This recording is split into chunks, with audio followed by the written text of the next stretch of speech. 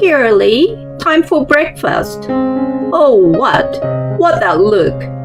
That's enough for the wounded, right? Daughters-in-law that don't work are like pigs, right? My mother-in-law said mockingly to me, who was unable to do housework because of a broken wrist. What she held out before me was, to my surprise, food scraps. A plate of banana peels, fish bones, coffee grounds, etc., all jumbled together.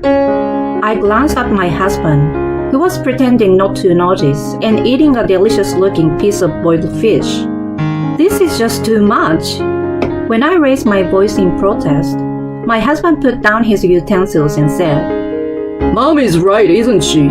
If you can't do the housework even though you're a housewife, you don't deserve to exist. I was blindsided by his words. My husband and mother-in-law ignored me and resumed eating happily together. I felt miserable, and at the same time, a thought occurred to me. My name is Lee, and I will be 40 years old this year.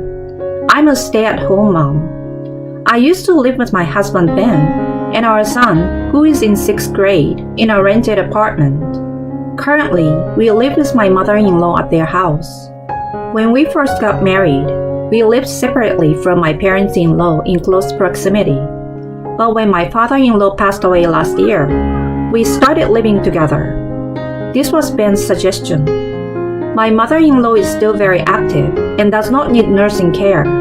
However, Ben thought it would be lonely to live alone in a big house, so he decided to move in with her. I didn't feel particularly bad about moving in with her. We used to go back and forth a lot before we moved in together, and since her house is in the same school district, I was in favor of moving in with her. And my parents' house is far away, but my brother and his wife live with them there, so there was no problem. Finally, we started living together. My mother-in-law was very supportive of the housework and shared it with me. My son seemed to like my mother-in-law, and I often saw them playing together. To be honest, I was relieved. I was still anxious. I wondered if we would be able to get along even though we were family. That's what I thought. However, when I opened the door, life together was going well. I was glad I took Ben's suggestion. I thought so. But it was 3 months after we started living together that I first felt a sense of discomfort. Mom, I'm sorry. I'm cooking today, so can I ask you to do the laundry? I asked in my usual tone. I'm not feeling well today.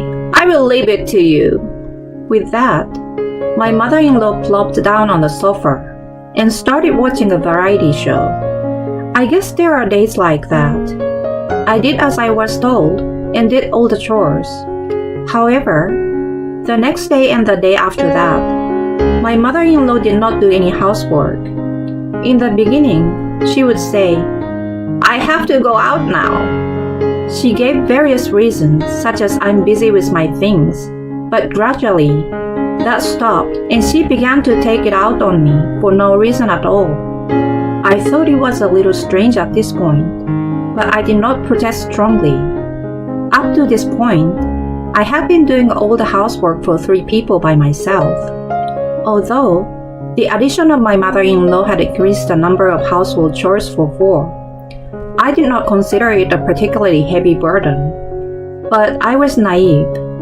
She took advantage of the fact that I didn't say anything to her, and she gradually showed her true colors.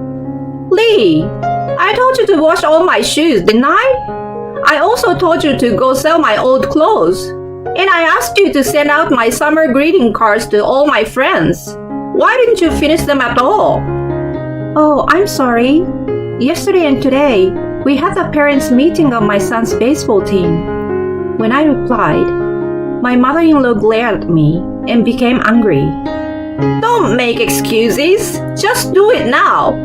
If you don't go to bed, it will be done by the end of the day. That day was the beginning of my mother-in-law's abuse of me. I was perplexed by the drastic change in her attitude from when we first started living together. And yet, She was still the same kind and good grandmother to my son, so I didn't understand what was going on. I wondered why this had happened and decided to talk to Ben about it. But Ben said, I think it's your fault for being so slow. He would only say in half-jokingly. One day, after such a situation had continued, it was the day when, after a while, my son was on a school trip. The day went by quickly, as I was thinking about whether he was having a good time and whether I hoped he came back without any injuries. I was about to take a bath and go to bed when Ben called out to me. Oh, I want some ice cream. Lee, go get me some. The one that's only available at the convenience store. It was 11 p.m. and raining. What? If you want ice cream so bad, why don't you just go get it yourself? As I said this, Ben suddenly shouted out loud, I told you to go! Why can't you listen to me? I had never seen Ben yell before, so I froze in surprise and couldn't move. Then my mother-in-law came after me. You're so cocky, even for a daughter-in-law. You should have just gone shopping like he told you. I was so exhausted by their stares that I put on a jumper over my nightclothes and ran out of the house. It was dark outside, and the rain beat hard against my umbrella. I shrank back to avoid getting wet as much as possible and headed for the convenience store. How did this happen? The convenience store was about 10 minutes away from our house, but that was only if I rode my bicycle. It was raining, and I couldn't ride my bike, so it took longer than that. By the time I finally arrived at the convenience store, my pants were soaking wet. I bought an ice cream and left the convenience store. I can't wait to go home, and I want to take a bath again. With these thoughts in mind, I walked faster than when I first arrived. I could see my house soon. That's when it happened. I was sprayed by a car coming from behind, and I jumped in surprise. I quickly put my right hand on the ground. It was a mistake. I felt pain in my wrist like I had never experienced before. As it turned out, I had broken my right wrist. I rushed to the emergency room where I was treated and told that I had broken my right wrist. After treatment, I looked at my phone and saw that I had received a large number of calls from Ben and my mother-in-law. I rushed to call Ben. Hello, Ben. I broke my wrist. I'm at the hospital. Then, Ben opened his mouth and said, Where is the ice cream? What? Oh, ice cream? Sorry, it melted.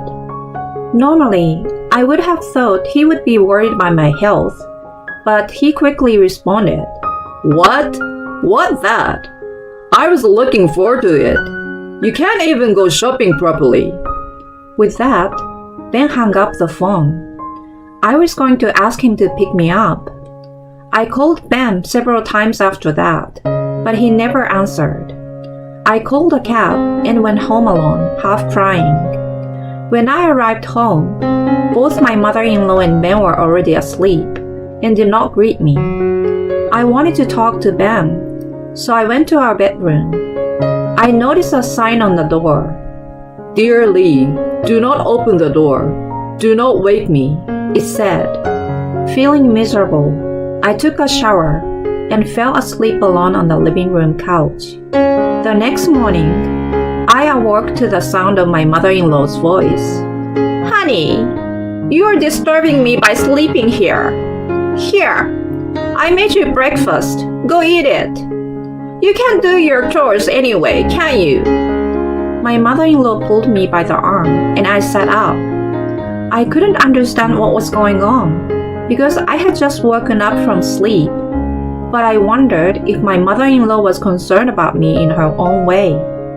At the dining table, Ben was already there in a suit, poking a boiled fish. Here, Lee, breakfast is ready. What was presented to me was food scraps. A plate of banana peels, fish bones, coffee grounds, etc. all mixed together. Oh, what is it? What's that face? Isn't this enough for the injured? A wife who doesn't work is like a pig, right? My mother-in-law laughed at me mockingly. I glanced at my husband, who was pretending to be normal and eating some delicious-looking boiled fish. Why don't you cover for me? Why do you give me such a hard time? This is just too much. When I finally raised my voice in protest, my husband quietly put down his utensils and said, My mother is right, isn't she? If you can't do the housework even though you're a housewife, you don't deserve to exist. My mother-in-law and Ben looked at each other and laughed. I was stunned and unable to say anything. But Ben and my mother-in-law continued to press me. I'm not sure if she had broken a bone in the first place. That's why I don't like young women these days. Yes, that's right. And it's because of her bad behavior that she breaks her bone. Their voices became distant. Then I felt my head heat up and then cool down. I've reached my limit. I couldn't take it any longer. Do you think you can get away with treating me so roughly and saying such crazy things? I will get even. I decided and stood up, holding the plate with the garbage on it. But what would be the most effective way? I had no idea, since I had never tried to get back at anyone before. For now, gathering information, I guess, I began to investigate their weaknesses. While doing housework with my broken hand, I searched all over the house while my mother-in-law and Ben were out. I also hired a detective and began to investigate the two of them there. I thought it would be foolish to lose my savings from my bachelorette days by doing this, but if I was going to do it, I wanted to do it thoroughly. I recorded the terrible things that Ben and my mother-in-law had done to me, and waited patiently for the right moment. When my broken bones had almost completely healed, the time for payback came. One morning, my mother-in-law moved from her bedroom to the living room. My mother-in-law's bedroom was on the second floor, and the living room was on the first floor. Inevitably, she had to go down the stairs. She seems to sleep on the way down, and a terrible sound echoed through the house. My son and I rushed toward the stairs, but it was already too late. My mother-in-law was lying in a heap at the bottom of the stairs. We rushed to the hospital for treatment, where she was diagnosed with a broken ankle. My mother-in-law looked dejected and was muffled and silent. She would occasionally mutter, "Oh, it hurts." That night, when I was able to use both hands to my satisfaction, I put my skills to the test and prepared dinner. The whole family was at the table. It was a disaster, wasn't it? Mother, please cheer yourself up with delicious food. I smiled and put the food in front of my mother-in-law. My mother-in-law's face turned pale, clearly upset. What the hell? Stop harassing me! I'm injured! What I served as her supper was food scraps, banana peels, fish bones, coffee grounds, and various other garbage were mixed together and added on top. I decided to return the favor that my mother-in-law had done to me before. Harassment? I'm just serving food for the injured. My mother-in-law was trembling. Stop it! Don't you dare mock my mother! As I had expected, Ben also started to get angry. I put a plate in front of him as well. Of course, there was garbage on it. Garbage is good enough for a man who can't protect his wife as a husband. Ben's mouth was agape, and he couldn't say anything. I decided to take advantage of the opportunity to say what I wanted to say. Oh, you're so pale, Mom. You broke your bone. It's because you don't work hard enough. Well, I guess you break bones because you don't work hard enough. What do you think, Ben? That's exactly what he said to me when I broke my arm. You! Shut up and listen to me. Who do you think you are? I don't want a daughter-in-law like you. Get your stuff together and get out of here. That's right, that's right. You're not fit to be my wife. Get out. I did as I was told, packed my bags, and left home. I was willing to get a divorce. They wanted me to leave my son behind, but I adamantly refused. It would be bad for my son's upbringing if he stayed in a house like this. I decided to evacuate for the time being. A few days had passed since I left home. My own parents and my brother and sister-in-law were willing to accept me and my son. I was also grateful that my brother and his wife's children were willing to play with my son since it was summer vacation. But what should we do now? As I was thinking about this, I suddenly remembered. I had left the apron my son had given me for Mother's Day at my parents-in-law's house. I could give up the other things, but not that one. I left my son with my parents and returned to my parents-in-law's house alone. It was a good opportunity to talk about the future. With this in mind, I drove to my in-laws' house. It took about an hour and a half on the highway. I arrived at my parents-in-law's house. I tried to stop the car, but another car had already been parked there. It was a car I had never seen before. Wondering, I decided to return to my in-laws' house after parking the car at the nearby toll parking lot. The front door was unlocked, so I quietly opened the door and went inside. There I found a pair of shoes belonging to a woman I did not realize. I wondered if a friend of my mother-in-law's was visiting. If so, I might not be able to have a deep conversation with her. I decided to just collect the apron and go home. With this in mind, I headed for the living room. When I opened the door, I saw my mother-in-law and Ben in the living room. Ahead of them, I saw a young woman wearing my precious apron and hurriedly cooking. When they noticed me, they all stood up and rattled their dishes in a panic.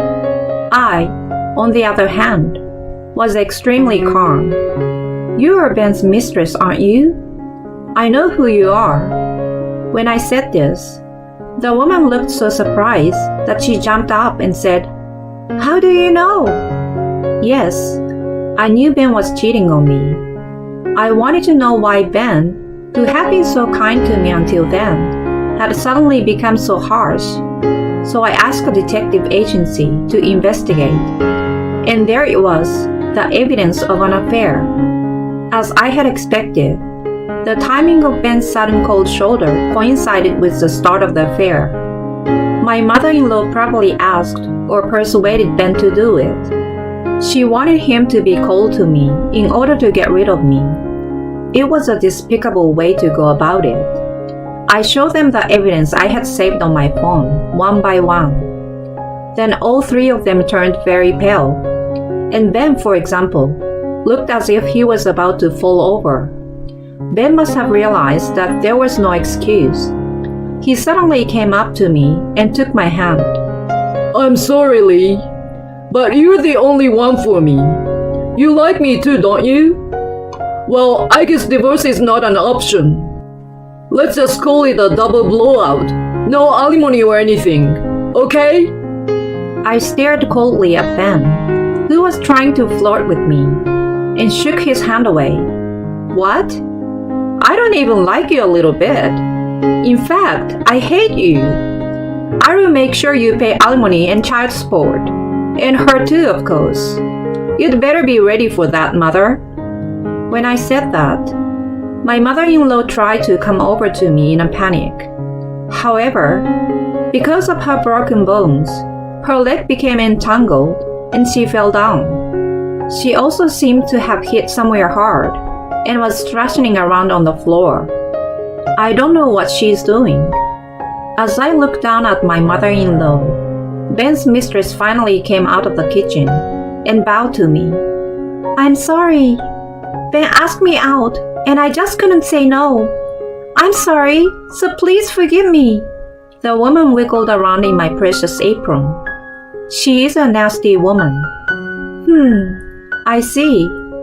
If you really want me to forgive you, get down on your knees and apologize. Then I can think about whether to make you pay alimony. I told her in a cold voice. The woman made a disgruntled voice, saying, "What?" But Ben forced her to get down on her knees, and he got down on his knees next to her. I'm sorry. Ben looked up, his face expectant. I stared at him for a few seconds. Well, I've thought about it. I'm not going to forgive you. Just make sure you have alimony and child support ready. With her mouth agape, I took off the apron from her. Then I left my parents-in-law's house, leaving everyone in a daze. A month later, Ben and I were officially divorced. Of course, I had to file for alimony and child support, which was to be paid in a lump sum soon, with a lawyer in between. But I had plenty of evidence of cheating and harassment, so everything went smoothly. Ben, however, was having a hard time giving up on his son. He tried to appeal to his son himself to choose him, but it didn't work. Even though his son was in elementary school, he seems to sense an unpleasant atmosphere from Ben and my mother-in-law, and he told him that he wanted to stay with me. He still gets their occasional unsolicited message on his cell phone, but he completely ignores them.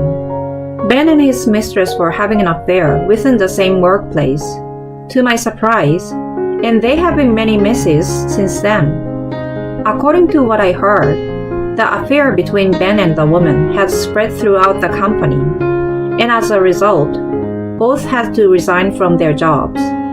Ben temporarily moved into the woman's place, but since he was unemployed and they both paid alimony to me, they were left living in poverty. The woman, who couldn't stand it any longer, ran off with another man, so they seems to have broken up. Ben returned to his mother's house, but his mother and Ben blame each other for the incident. In a sense, they are like mother and son. They will have to live a lonely life together. They deserve it. Meanwhile, I have started living with my son with the support of my family. I felt sorry for my son to be transferred from the school he had attended for 6 years. So I rented an apartment in the school district where we had lived until this point, just for a few months until graduation. Recently, he has been able to settle down and get back to a more peaceful life. The other day, I went to an amusement park with my son for the first time in a long time, and he said to me, "Mom, I will protect you from now on." What a kind and gentle boy he is. I hugged my son, who looked embarrassed, and promised myself that I would protect him.